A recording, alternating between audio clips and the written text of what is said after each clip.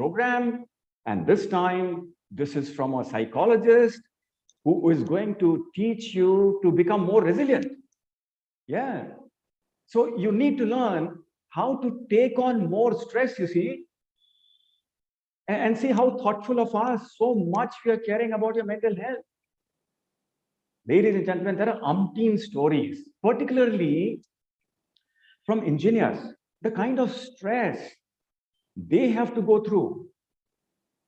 You know, they tell me there is really no perfect lubricating oil to take care of this kind of low sulfur fuels. And the piston rings are going, and we have been sailing through rough seas with 2 units cut off. Who is bothered? The ship must reach the destination somehow.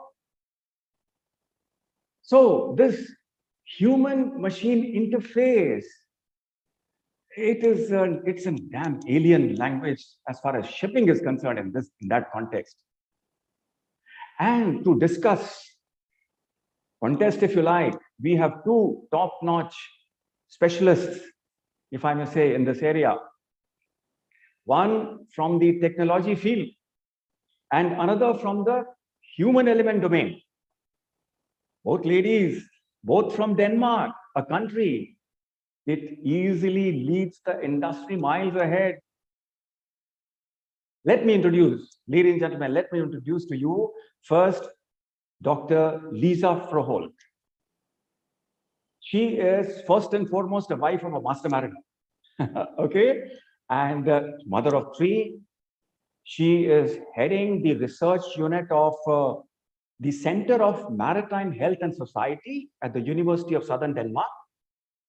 She has had a long career in maritime research, including professorship at the World Maritime University. She has been at Chalmers University.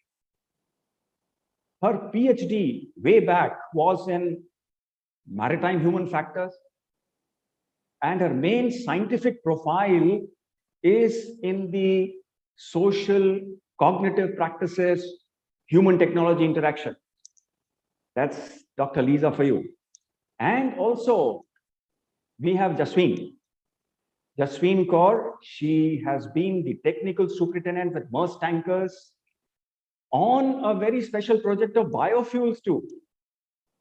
She is stationed in Copenhagen, which is now, of course, Synergy Denmark though. But before this, you know, being a dual, she has 4 years of commercial operations experience as senior voyage manager. She is a dual competency officer. And I would like to share one of her photographs with you, ladies and gentlemen, on the screen. This is Jasween Kaur, December 2008. She bags the Efthymios Mitropoulos rolling trophy for the best of the best cadet. She was the head girl at the AMET University. And 2008, and we are now in 2021, and she is already in Copenhagen, Maersk head office. And if you recall, we had this master mariner, Henny Hansen, and she was from this magazine. She specially visited AMET and she profiled all these 5 girls who were in the batch. And you know, you can see Neha there, and you can see, oh, the very famous pilot from Calcutta port, yeah. So that's Jasween. And with this background, ladies and gentlemen, let me first start this discussions first with Jasween. Jasween, you have had an illustrious career with Maersk, yeah? And it is known to be an industry leader, thinks at least 5 years ahead. Very recently, we have seen that Maersk has unveiled the methanol vessels, which can increase the energy efficiency of the fleet by 20%. Some 8 ships, 16,000 TEUs are planned on green methanol. And if I read, Maersk currently consumes 12 million tons of marine oil per year, which is roughly equal to the oil produced in the world in a single day. How important this is to you, and you have been in this biofuel project. So Jasween, so please tell us all about it. Thank you, Dr. Bharadwaj. That was such a warm introduction, and thank you so very much. Yes, I have been with Maersk for over 15 years now, and it's such a fortunate journey for me to be associated with a company that looks ahead, has sustainability or as its strategic pillar, and now with the recent decarbonization trends in the industry, I'm happy to say that Maersk was on this journey many years before. If you can recall, the concept of super slow steaming was introduced in the industry by Maersk, where vessels were adjusting their ballast speed and not overspeeding to the ports in order to pick up their cargo. If you ask me what's going on today, yes, there is a lot of traction in this area in terms of decarbonization, especially because the IMO has set targets that by 2050, we need to reduce our greenhouse gases to at least 50% of what they were in 2008. I'm happy to say that most of the stakeholders in the shipping industry have actually set their targets even beyond what the IMO has dictated. So we are actually looking at net zero by 2050, and so are a lot other key players in the industry as well. To speak about what Maersk is actually doing, just to clarify here that I am now associated with Synergy Denmark AS because the technical organization has been sold off to Synergy, and this is just Maersk Tankers that I'm talking about. So I represent here Synergy and a little bit of Maersk Tankers from my time with the company. The Maersk line, the container part, which is the AP Moller Group, that's not what I'm associated with right now. Of course, I do know what they're doing, but then I don't represent them per se. Maersk Tankers has had so many initiatives for decarbonization. For example, we've had wind-assisted propulsion. You may have read about our Flettner rotors, one of our P-class vessels with those huge rotors on deck, which assisted the vessel's propulsion with wind energy. We have a lot of focus on what can we do with a vessel in dry dock. What sort of paints do we apply? Can we coat the propeller? Can we do something else with the machinery in order to get more efficiency out of the vessel? Can we have some retrofits in place? So there are so many projects around this in terms of how the technical capability of a vessel can be improved for better fuel efficiency. On the other side, what the vessel actually does during her voyage is equally important for carbon footprint. So we have a digital wing as well, which looks at optimizing voyages. What speed should you be going at? Should you be going full speed to catch a better market, or should you slow down because the market is not so good anyway? What can you do in terms of tendering NOR? What can you do in terms of turnarounds in ports? So there is so much on the table, and this whole concept of decarbonization can be tackled from so many different vantage points. And I'm happy to say that Maersk Tankers and Synergy as well are actually taking a lot of these head on. Synergy also has done biofuel trials like Maersk has. They have a desk that is talking about EEXI and CII, which are the future yardsticks for measuring carbon. They also have a digital arm called Alpha Ori that is working on tools and algorithms to actually reduce the carbon footprint and bring fuel efficiency. So it's a very exciting time to be in the industry right now, and to be associated with names like Synergy and Maersk Tankers, who are really on the forefront of bringing the carbon content down and promoting decarbonization. Thank you, Jasween, for bringing us, in sync with the latest trends that's happening. And yeah, synergy equally, Alpha Ori you mentioned, and a lot of developments there as well. Right. So I think we will now look at from Dr. Lisa's perspective. And Dr. Lisa, you are working with a very premier maritime research organization of Europe. And so can you please first appraise us what is the latest happening in your in this institute, Dr. Lisa?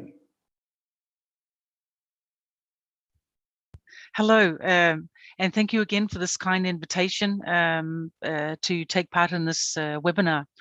If I were to talk about the latest things that we've been working at our center, recently we've successfully completed a policy paper together with other member states for the IMO on training in anti-corruption measures to address some of the stress and trauma that seafarers experience when pressured to provide some kind of a payment in ports. We're also in the process of completing a health and well-being project that we undertook in the North Sea for a shipping company and a large English windmill company called Triton. And here we've been out sailing on board the ship together with the seafarers. We've been giving workshops in stress management, in mental health and well-being, in bullying and harassment, conflict management, fatigue, and other topics. And here the main focus has been to give seafarers tools to manage this for themselves and for the crew out on board. We've also offered seafarers coaching sessions to help them sort of anchor some of the goals that they set for themselves, or maybe help them. So, okay, so this is fine with this tool, but how can I use this tool? How can I use it to better my time out here on board the ship, make it so that my well-being, my mental health is taken care of. And we're doing also research here. We've conducted some surveys at the beginning of our project, and we're doing this at the end to try to see what the effect has been on offering seafarers this knowledge and these tools at the same time. Oh, yes. However, we're also working on maturing different project tenders in relation to some of these big mega trends that Jasween is also talking about, decarbonization and digitalization, and how this is changing the conditions of work for seafarers. Yeah. Oh, okay. So there you are. And this is exactly where I wanted to expand a little bit, where mental health is actually a big issue today. It is becoming a much big concern in the shipping these days, and the shipping operations, particularly during the COVID times as well. And the moot point is that we have the technological advancements happening.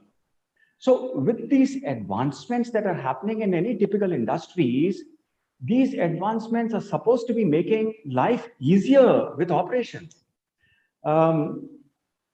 But somehow in shipping industry, it is not so. It is not so. Barring, a few good companies and a good outlook, and typically, let's say the Japanese companies where they understand that we need to have the least automation and a lot of standardization, because that's a source of stress. So, but generally, if you see the shipping industry, there is this progression, and that's why we say this is a regressive progression. It is unimaginable in any safety critical industry ashore that there is a technology which damn doesn't work. It's impossible. But in shipping, we take it in our stride, and we take the poor seafarer for granted. What are your views on this, Lisa? Yes, thank you for that question. Well, mental health has become a big ticket issue as of late, just like you mentioned. And prior to the outbreak of the pandemic, 2 large research studies were undertaken. one by the Seafarers International Research Centre in Cardiff in Wales in 2019, but also a study undertaken by the Seafarers Trust, ITF Seafarers Trust, and Yale University in the same year, actually. And some of the evidence coming out of these studies showed that mental health problems are generally higher among seafarers than non-seafarers. There you go. The study pointed to evidence showing that 25% of seafarers had scores suggesting anxiety and depression significantly higher than other working and general populations. And if some of this was looked further into, so what are the determinants of seafarer depression, anxiety? A lot of these determinants were work environmental factors, non-caring company culture. There were also determinants like violence at work and job satisfaction and health. So there are a lot of really serious issues in our industry even before the pandemic. And a lot of shipping companies were also trying to look at this and trying to be active to promote mental health issues. We saw the International Chamber of Shipping, they went and put forward their little document on bullying and harassment, which has also been mentioned by ILO in relation to the Maritime Labour Convention and the amendments in 2019 that all ship owners must take initiatives to protect seafarers against bullying and harassment. So that was quite an interesting development there. And if we can just say the pandemic has worsened the conditions of which seafarers can take care of their mental health. And seafarers' rights and welfare have been challenged. I mean, everybody's heard of the many cases of extra pressure on seafarers, prolonged voyages, difficult crew changes, extreme restrictions for transfer to ships, and even the work on board, and the possibility for social interaction with their colleagues, which we know will help to diminish social isolation and some of these anxiety issues, has become exceedingly difficult. And these conditions just sort of accelerate the issues brought forward by these two mentioned studies. So what we need to do is we need to act on this momentum that this pandemic has provided us the opportunity to do and raise awareness. We need to keep on addressing it and bringing it to the table and having excellent webinars like the one that you're taking part in right now to help call for action on providing more assistance for seafarers, not just only within our own countries, but also at IMO level and ILO level in relation to the MLC Convention. I'm sure, Lisa, I'm very sure. Yes, COVID times are external conditions, but there are many things which we ourselves, from the work perspective, we can make it definitely much better, because it is not the seafarer working alone. He has to work with technology, he has to work with software, he has to work in a kind of environment of a particular culture of a particular company. So, and if we have these debates on these issues, the word goes ahead. Now, what I can see is the e-navigation committee of IMO, they have taken it in principle that the kind of stress a seafarer goes through when handling different equipment, why should there be a type specific course and different equipment? So IMO in the e-learning committee, they have said that there is going to be standard button on most of these technologies, and where the look and the feel, the initial look and the feel, should be the same. Now, these are the issues and the developments. If the human machine interface is built into the system and then that is implemented, we are then not looking at making the life simpler and easier for the seafarer. Like somebody sails on the Japanese ships, he is much more lesser stressed because the automation works. It is hardly anything. He's able to within his cognitive domain. And there is a lot of standardization across. So these are some things. So Jasween, yeah, you are at this hot seat, taking on some Dr. Lisa's work. See, the seafarer has to undergo this process of which is different from the routine now. With this new fuels coming in, it is not easy carrying, from one fuel to the other fuel to the other fuel, different tanks. And so they have doubts about these challenges being faced at the implementation of this, the consequences of non-compliance. So this situation creates uncertainties and anxieties and stress. Jasween, would you agree? Yes, Dr. Bharadwaj, I agree 100%. And I loved when you said the seafarer is not alone. They're not supposed to be left alone when a new equipment or a new project is given to them. They need to be supported in every which way possible. And they are not supposed to be left alone. And I'm so glad that we're having this discussion today, because this has crossed my mind many a time. For example, as you mentioned, I led the biofuel implementation in Maersk tankers. In fact, just an hour ago, BP and Maersk tankers have released the news on social media, which was kept hush-hush for so long. So I think it's timed really well with our webinar. But a major part of my role as a project manager for biofuels was actually change management, was actually convincing the technical superintendents, convincing the vessel that everything's going to be okay, and what is the mitigation in place, what sort of risk assessment have we done. There was a complete management of change completed where we had more than 300 points as to what needs to be taken care of, what are the risks, how do we mitigate them, and then who is the person who's going to action this. So we try to make it as easy as possible for the end user to ensure them that you're going to be okay, and if not, and these are the steps that we need to follow. So there are actually two things here. Completing the circle is absolutely important. You cannot take up a project or enforce a new regulation and say, put it on board, and now it's the vessel's problem. That's not sustainable. It's not going to work. There needs to be a backbone that supports the seafarer at every stage. That is what I'm talking about, the vessel. That is support from the office, support from technical, marine, electrical, or whatever sort of support you have at the shore side. But on a larger level, how does the ship owner get this support? Now that is interesting, because yes, biofuel is good, biofuel has lower carbon, but biofuel comes at a cost. Who's going to bear that cost? If you talk about retrofits, it comes at a cost.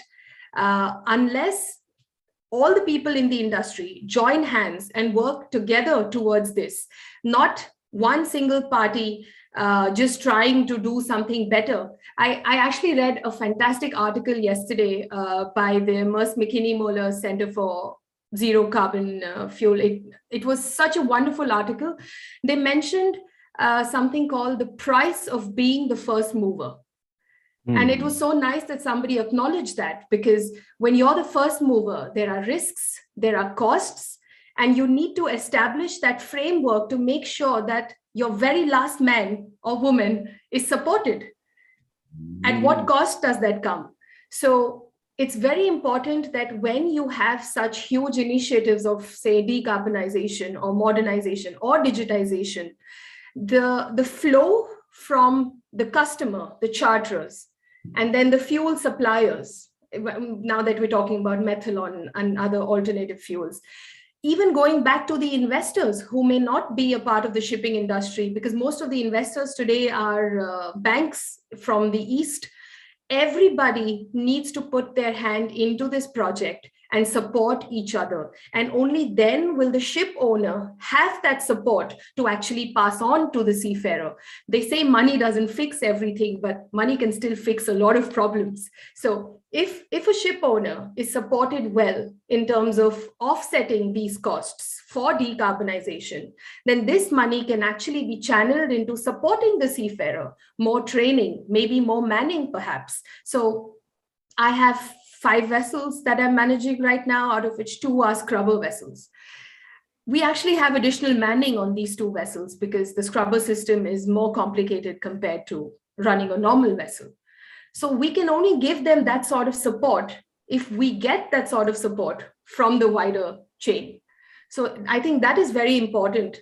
That cohesion is very important to make sure that nobody is left out and the poor seafarer is not left standing all alone with this huge equipment that they cannot operate. I think that's the way. Yeah, very well said, very well said. Yeah. And I think Denmark leads as a country in technology development. But what I've seen is they give a lot of preference to the seafarers to come ashore and work in these technological organizations where there is a voice of the end user. Yes. Who cares about his voice? You know, the guys who are making the technology, they are going in one way. The poor seafarer, does his contract, he signs off, nobody bothers. But to catch that voice and bring it here into the whole developmental process, what emerges is what you said. And that's why Denmark is where it is. Thank you, Yes. Jasween. Yeah, coming back to Dr. Lisa. Dr. Lisa, these are the examples of stressors, you know, for the crew. I must share with you a research paper on this very topic. And this is a research paper from somebody very high up in health and safety in Synergy, along with a psychologist. And the kind of anxiety and stressors the seafarers feel with new regulations coming up because of decarbonization and environmental pressures. Extra workload, definitely. Physical and mental fatigue, work-related incidents, penalization, criminalization due to non-compliance. These are pressures, additional procedures and paperwork, neglect of other machinery, various port state control authorities dealing with them, level of training provided, compatibility issue of fuels, additional challenges during field changeover. So should there not mandatorily be focused approach on human-machine interface to take due cognizance of mental health of seafarers and implementation of these strategies of these compliance to new regulation? Dr. Lisa. Yes, yeah, thank you very much for that question. This is a really good question. And it should clearly be the case. I agree with you.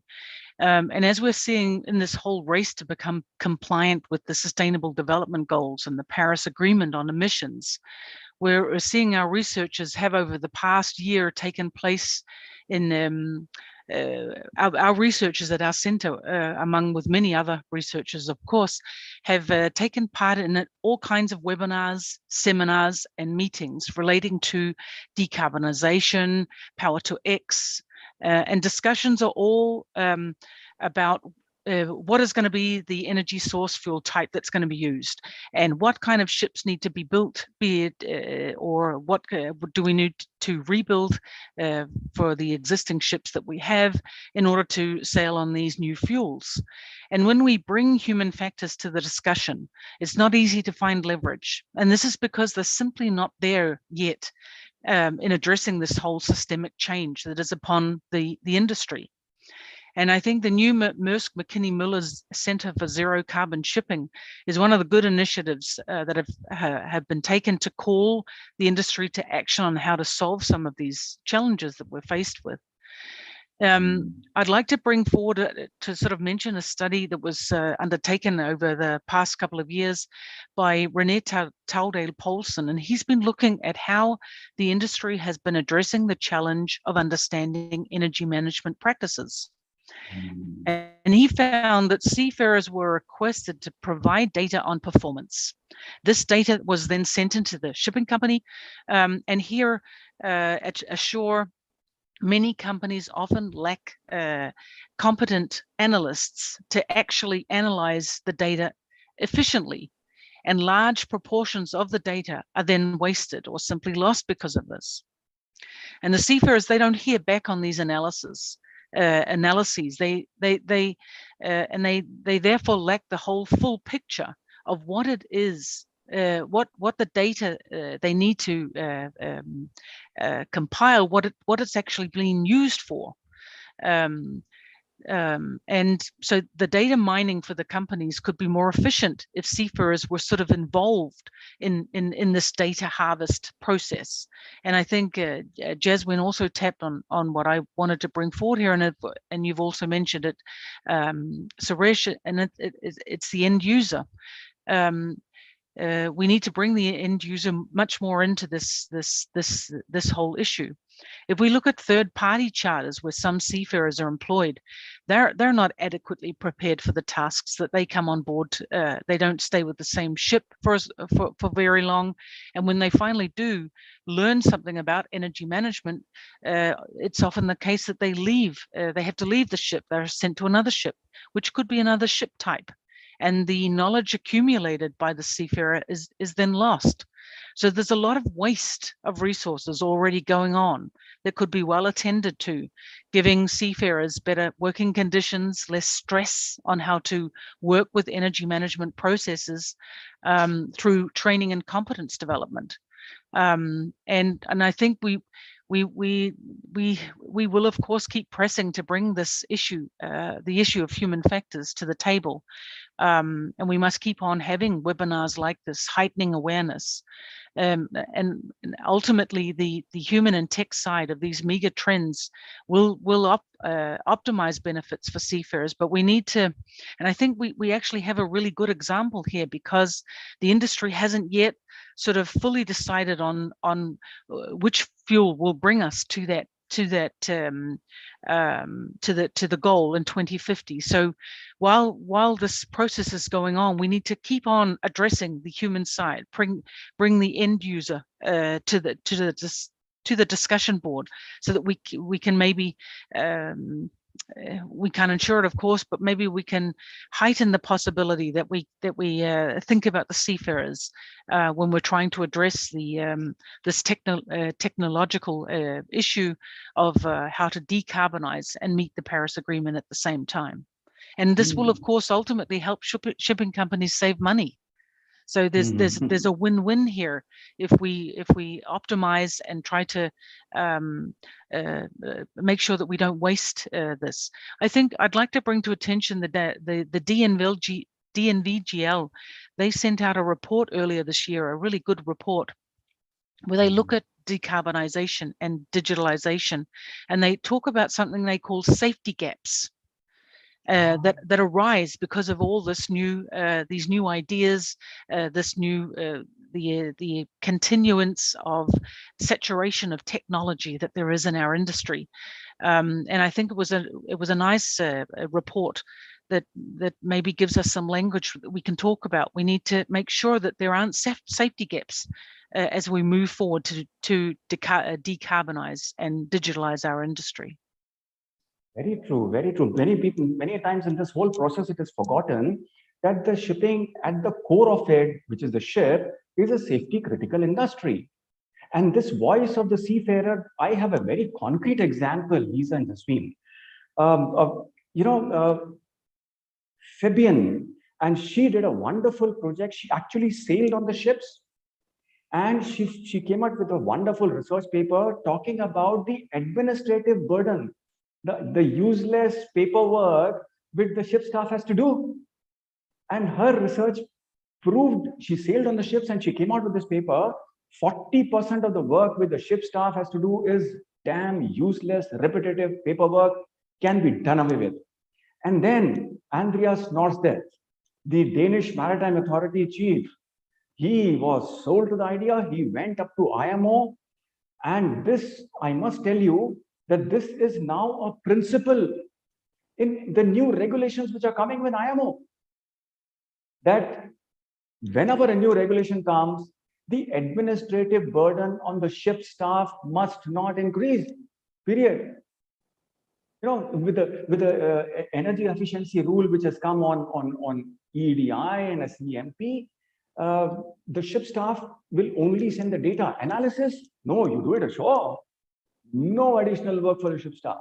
So when we talk about this, definitely there is somebody who's catching on, and it brings about improvement in the whole process at the IMO level. And this is a regulation-driven industry. IMO very well understands that it is the regulation they'll have to tweak in such a way that the industry is pushed and pushed, and the result, which we see, the EXI and CII, the way it is pushing the industry, yes. So wonderful interacting. Yes, Lisa, please. And if I might add, I mean, the whole issue of having internet on board. Of course, having internet on board enables seafarers to be in contact more with their family and friends. It helps them maybe even avoid social isolation. But on the other hand, the ship being online as it is, it's in constant contact with a shipping company, new requirements, requests for information, documents, reports. I mean, in the old days when the ship set out to sea, of course there was telephone contact, but the ships didn't have this constant request and flow of information that technology provides right now, which also puts stress on the seafarers out on board. So I think this is also worth looking into.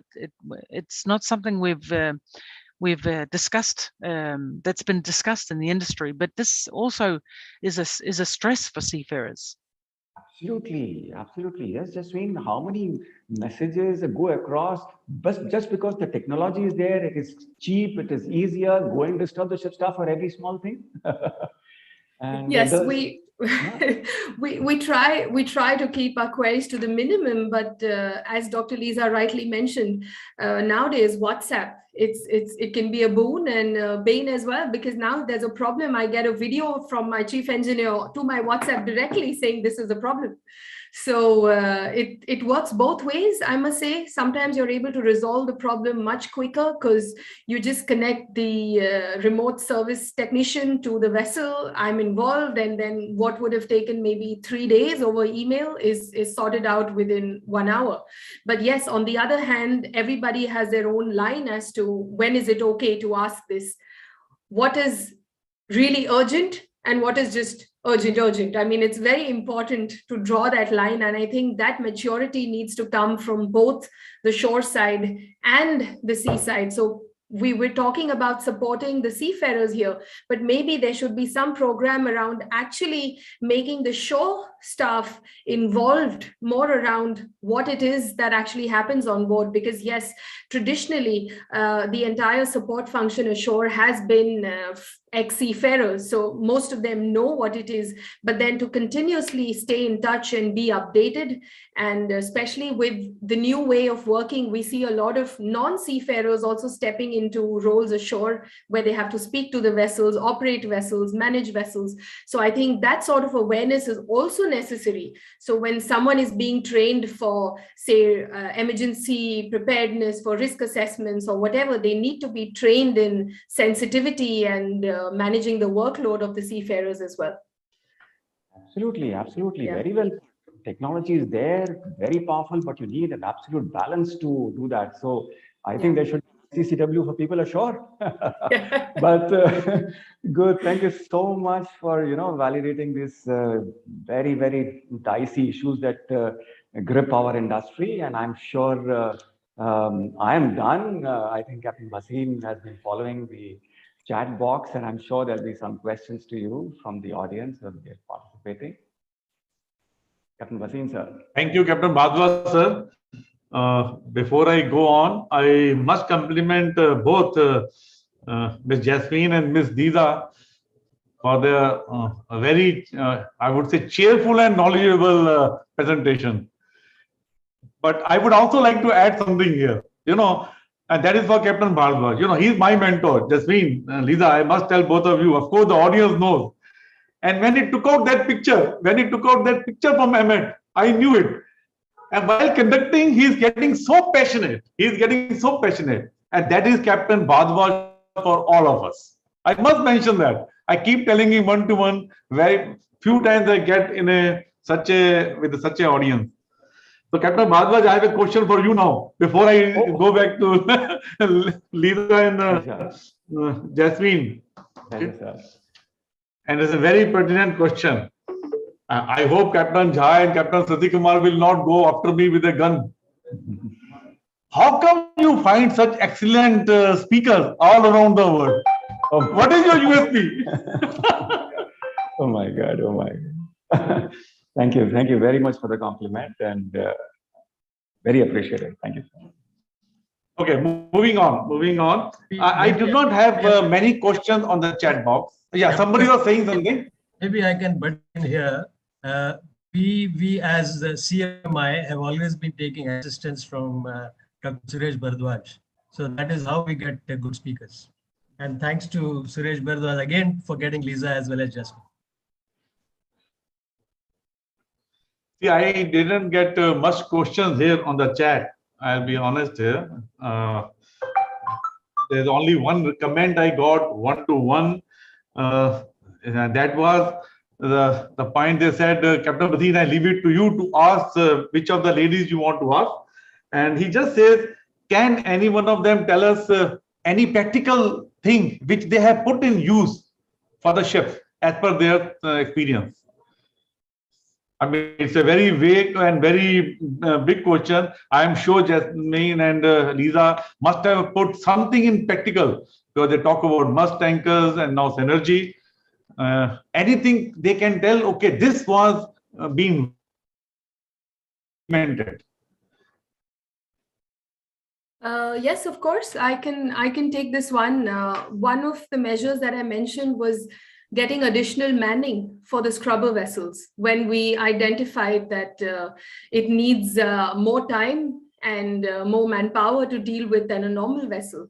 So basically having an additional engineer for those vessels, that was one of the practical steps that I had taken. On another situation, there was, it's a very funny case actually. As you know, with the Sulphur 2020, we have now moved on to VLSFO, right? As opposed to HFO. And it's a industry-wide problem that the quality of this VLSFO is not as good as what the HFO used to be, because it's primarily made by blending of low sulfur derivative with the HFO to create the VLSFO, which creates more problems with the fuel. Now, one of the major problems that we're having now is, on paper, the fuel is on spec. It complies with the ISO requirements, 2010 or whichever ones they are based at. But when you actually try to burn the fuel, you then start finding problems. You have wax separating out, or you have viscosity problems. And there have been so many issues on so many vessels worldwide with this new VLSFO, which is apparently on spec on paper, but then it's difficult to burn. So there have been situations where we have gone out and had this discussion with charterers and said that, yes, you say that the fuel is on spec, but then this is what it is in actual practice on board. We've sent them photographs. We've had reports shared with them to explain to them what our procedures are, and to sort of not create a hostile environment by trying to blame each other, but then bring the problem out on their desk and explain how it's impacting the seafarer, because bad fuel is a nightmare for the engineers, right? They are on sixes, they cannot have an unmanned engine room. So I'm very happy to say that in one of these cases, the vessel switched over to gas oil because they were not able to burn the VLSFO anymore. And then we had an off-hire claim on our desk for about $50,000, saying that, okay, you've burnt LSMGO compared to this, and this is the price delta. But we fought it out.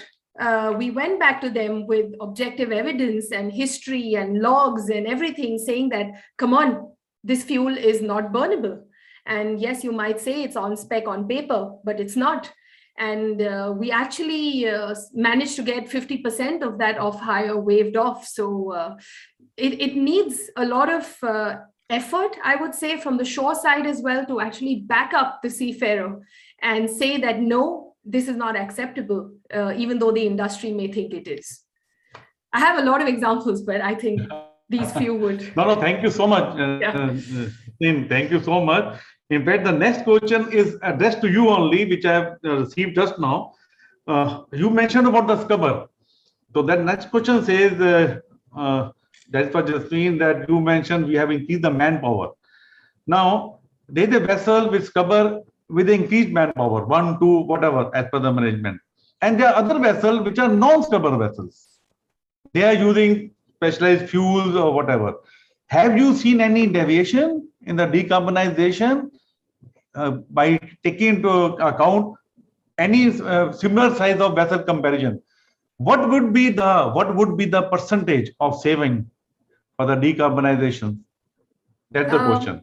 Okay, actually, let's say for example, yeah. 50,000 tonner tanker.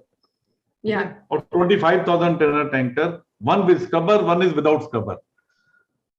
To be honest, we're talking about two fundamentally different things here, because the scrubber actually reduces the sulfur content. And then with decarbonization, we're talking about primarily CO2. So when we talk about the scrubber vessels, the only difference is that they can burn the 3.5% sulfur and they don't need the 0.5% fuel. And that's another tricky topic as well, because all these case studies that were based on whether we need to have an EGCS on board were done with the price delta of $100. That was the assumption taken into account while making the case studies for scrubbers. Earlier in 2020, late 2020, early 2021, the price differential came up, it reduced, and it even came down to $50 at one point, which made owners think that, oh, was it smart to put a scrubber on board? And today, if you see, it's around 130, the spread between HFO and VLSFO. So in terms of reduction of sulfur, it's still a bit debatable, because as I think Dr. Bharadwaj mentioned in one of the emails earlier that he sent to me, that most ports don't even allow open loop scrubbers anymore, because they think that you're taking pollution out of the air and then putting it in the water. So you have to go on closed loop mode, or you need to switch over to gas oil. So the SOx compliance, the sulfur, that's a different topic. But if you talk about decarbonization in terms of carbon, the biofuels that I've been working with are B30 blends, which is basically 70% VLSFO blended with 30% of FAME or any other derivative, like it could be used cooking oil, it could be FAME, it could be any of these waste oils. And these have already burnt out the carbon required for their consumption, right? So potentially their carbon contribution to the new fuel is zero. So ideally, a B30 biofuel is 30% lesser in terms of carbon. But then you do have a logistics and supply chain around it, right? The fuel doesn't come for free. There's a certain amount of trucking and barging, and all of that generates carbon. So at the end of the day, if you look at the actual carbon footprint of a B30 fuel, it would be around 17 to 20% lesser than traditional VLSFO in terms of percentages. And just to mention here that what we've seen traditionally is the calorific value of biofuel is slightly different from the traditional VLSFO. So if you would burn, say, 20 tons of VLSFO, you would probably burn 22 tons of biofuel to get the same energy output. So that also offsets your carbon balance, because at the end of the day, you need to take your final calculation into account. And that's why we say 17 to 20% is the final saving. I hope that answers the question. That's a very important yes, Jasween, very well answered. Very, very well answered. I must say that, and well explained. Captain Bhargava, you want to add something into this? You were just saying something. Yes, sir. The concept which he's brought out just now, we were only worried about the emissions of things happening on board the ship from tank to wake, propeller. But now we are talking about well to wake. We are talking about the supply chain as well, and the whole thing adds up ultimately at the end of the day. So, if I can add, Dr. Bharadwaj, you've mentioned a very, very important point, and that's what the entire industry is pushing towards now, to take this entire life cycle emissions into account, and that's what the Sea Cargo Charter is doing as well. At the MEPC 77 that was held recently, this was one of the topics that we are pushing for life cycle emissions, because you can't simply push the carbon from one part of the supply chain to the other. There has to be a wholesome way of doing it. A very funny example of, I told this to my husband when I got back from dry docking. I recently docked 3 vessels in Turkey, Besiktas, and I got quite friendly with the ship repair manager and everybody. He used to print out the job list on these papers and bring them to me every morning. And after a certain point of time, all the important matter was just on page 1. And page 2 was just like, those footnotes that you have that are not really important. And then I told him, hey, why are you wasting paper, man? Just print out the first one, right? And then what he started doing the next day was he would just give me the first one and he would keep the second one with himself because he knew that I would say something. That doesn't work.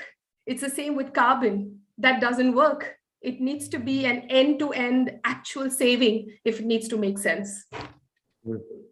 Yeah. Thank you, Jasween. You have been so well informed for all these things. Thanks for sharing your answers. My next question is for Lisa, and that's from Captain Rakesh. Lisa, he is asking, what are the common health problems of seafarers where we can find details of such study results? Can you suggest some website or books related to this? I can read out again. What are the common health problems of seafarers? Where can we find details of such study results? And can you suggest some websites or books related to this? Thank you very much for that question. I'm happy to send you some websites, and after the webinar is finished, I can send them to Suresh and he can distribute them. There's actually a lot of some of these charities and branch organizations, Seafarers Trust, is one. There are a lot of organizations who have been assisting with creating small pamphlets, even little booklets. The Maritime Coast Guard Agency has also recently published a little small pocket booklet for seafarers. So there's some easy, accessible, and also free access to knowledge that can help you with your working with your stress and mental health. I think also there are some of these websites also have some free. They also offer some courses that you can take. But I think also, and we found out this with this recent research study that we've been doing in the North Sea. I mean, if we brought seafarers' health at the same level as we do safety, I think this could also be a way to sort of address some of these issues on a day-to-day basis. So outboard on ships, you might have a safety meeting or a safety briefing that might take 3 or 4 hours. If we also here insert issues that we want to talk about in relation to seafarers' health. So we put it up there as important as safety on board is also the health of our seafarers. And here we could talk. I mean, again, this project that I've been working on, we went out and we taught the seafarers about what stress is, what signs you need to look out for, and it's not just in yourself, but also in your colleagues, right? Because we're a team on board, and if we have a healthy team, we also have a safe team. We also talked about bullying and harassment, for example. We also talked about conflict management, and conflict management was also very good for them because, of course, there are a limited amount of people out on board the ship,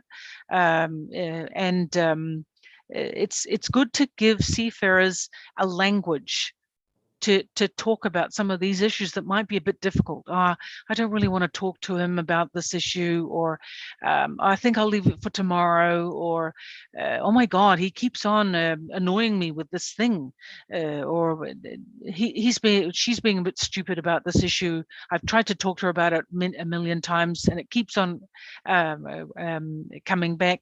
And I think reading more about it or having courses like this, it gives seafarers a language so that they can bring these issues to the forefront that maybe are a bit of a taboo, or they think, oh, well, and of course they have to get the work done. They have a shift that they have to complete, and maybe there isn't the time to look at it. And when they're done with this shift, they're really tired. They just want to go to their cabin. They want to call their families, and sometimes these issues, they might even grow a bit. If they're not addressed. So I think what can be done. I'll give you I'll send some of these links to Suresh, but I think also just educating our seafarers, giving them more knowledge, to give them a language that they can talk about it. So it's okay and legitimate to talk about these issues. That's halfway solving them. Very true, very true. We are talking about non-technical skills. We are talking about soft skills. Today, it has become equally and more than the technical knowledge that he has, because that's the kind of skills that he needs to focus on. And there are good companies. There are good companies who actually make the people go through an induction program so that they can, induct themselves into this profession of maritime, which is highly operational in nature. So the non-technical skills, the appreciation of those soft skills is as much needed as technical, very sure. Thank you, Lisa. Very well explained, and definitely we do look forward to some websites details which you can send on emails to us through Captain Bhardwaj or to Captain Sasi Kumar, our CEO, and I will pass it on. I have already taken Captain Rakesh email ID. Also, anybody else is interested, we must share this kind of information. Thank you very much, Lisa. Actually, I don't have any more questions. I just had 4 questions. I have asked all 4 questions. So there's nothing more from my side, Captain Bhardwaj. I just want to convey my sincere thanks to both Ms. Jasween and Ms. Lisa for the participation and for the knowledge sharing. I hand over to Captain Sasi Kumar, sir. Thank you, sir. Thank you very much. Thank you to the panelists, and thank you for Captain Dr. Bhardwaj bringing the best out of them. Now, I'll invite Captain Gyanendra Singh to give a vote of thanks and conclude the webinar. Come in, sir. Thank you, Captain Sasi. Respected Master, Captain Jha, all the wardens present, our senior CMI members attending this webinar, and all members of the shipping fraternity present here. It's my honor to propose this vote of thanks. And even before I start thanking everybody, I would like to add a little, because this is such a relevant topic, and it would always remain till the time shipping remains.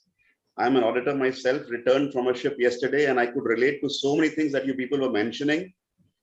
I noted down a few things. I didn't post it as a question, but I just wanted to mention that, seafarers today very easily, or they are even aware, they say that today relief is getting disturbed because of COVID, but the company is also getting a lot of other excuses because of COVID. Somebody didn't pass his test and somebody lost his documents and all these things. So apart from the problem of relief due to COVID, it's also being used as an excuse that the seafarers feel, which may be true to some extent. I always tell people that when work from home came in, the entire world was shouting, work from home, we don't have to go to the office, we can't step out. People don't imagine seafarers have always worked from home, and they will continue to work from home. Because that is their home and that is their office. We don't have a place to step out. So entire world may be crying, work from home is so difficult, while seafarers live in that. And added to the problems that all of you have just mentioned, with the update in technology, their life is still the same. Rather, we get to hear more of these violent incidents nowadays. I don't know whether we get to hear more because of the stress or we get to hear more because of the social media, but so many incidents where seafarers have lost their lives because others could not restrain themselves from their reaction. Just the last ship, if I may mention, the master said we are charged $20 for a 100 MB card and no phone calls allowed for the crew. Master, obviously he has access, but for the crew. Now imagine, can that be made standard across the world by IMO? How deep can IMO go in? How minute can they make regulations? They can't on these things. So only good companies would be following, but the others, they will have to think for themselves. So that's what he also mentioned that he worked in a company where the signal was so good that the company would send a message just like in an office, please join a meeting, a team meeting, Microsoft team meeting half an hour from now or something like that. And very rightly mentioned by Jasween also, that so many people now ashore are not seafarers, so they don't understand the time difference. They just call up anytime. So these are unending, and I think we have touched upon. We should continue to work as a research, and Dr. Lisa, I think, is already working on it so well. So now I would continue with my duty of proposing the vote of thanks. So thank you, Dr. Lisa, so for bringing out all these challenges as you have brought out, the researchers which is going on, the progress which has been made. So we look forward to people like you working on it, and your team, your friends, colleagues, all who are working on this, so that seafarers get some relief in time to come. Thank you so much, Dr. Lisa. Thank you, Jasween. It was so nice to hear you from the time that of your cadetship at Amit and being an academician of the dual type engineering and nautical. I can understand you must have been brainy to be the best of the best there and being appreciated by Captain Bhardwaj, none other than Captain Bhardwaj. So we can see it from your words, how good you are in your subject and your understanding of whatever you do. Thank you so much for being here to enlighten all of us on these topics. Thank you, Dr. Bhardwaj, Dr. Captain Bhardwaj, the role model for us in India. He's a warden and he's also the principal of MASA Chennai. I have myself done so many courses under him, and he's the lighthouse for knowledge in India. Going forward, I have to thank the media, who takes all this forward to the people who were not able to attend in the form of newsprint and all. So we have Maersk, Sea Jobs, Bhandarkar Shipping News, Sailor Today, Sagar Sandesh, Maritime Destination, and actually many others. Can't name all of them. We have a lot of print media who takes all this information and knowledge forward. And special thanks to Sailor Today, who has Captain Nangia, who has always supported us in streaming this live. So if we get to see that the participants today over here shows 29, it reached, I think, 38 or something like that at one point. But actual viewers are much, much more. It's definitely in hundreds, if not thousands, that we have seen in the past. So thank you to Captain Nangia Celebrate for that. And obviously, thanks to the leader, Captain Jha. Others don't know the amount of time he puts in to plan all these things, the activities that are going to take place, what's the next webinar, who all, how to go about, what should be the program.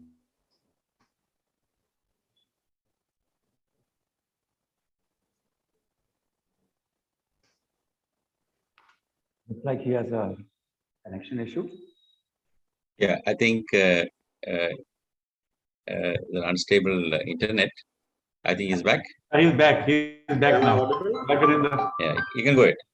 Okay, I don't know where you lost me. So thanks to the media partners, thanks to Captain Nangia, to our master, Captain Jha, who's a perfect leader, who takes so much pain to do all these things. Thanks to Captain Pradhan, who is the opening batsman for every webinar, the curtain raiser, and an able support to Captain Jha. Captain Bhasin, as always, with his charm and with his questions and appreciation, he electrifies the room.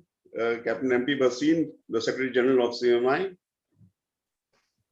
Thanks to all the participants here. And then I would go and thank Captain Sashi and Sudhir Palkar. Captain Sashi is the CEO of CMI, and he does all the work, all the logistics involved in creating and conducting all these webinars with the able support of Sudhir. So thank you all the participants, and panelists, moderator, thank you so much. It was a pleasure knowing and meeting you. Over to Captain Shashi.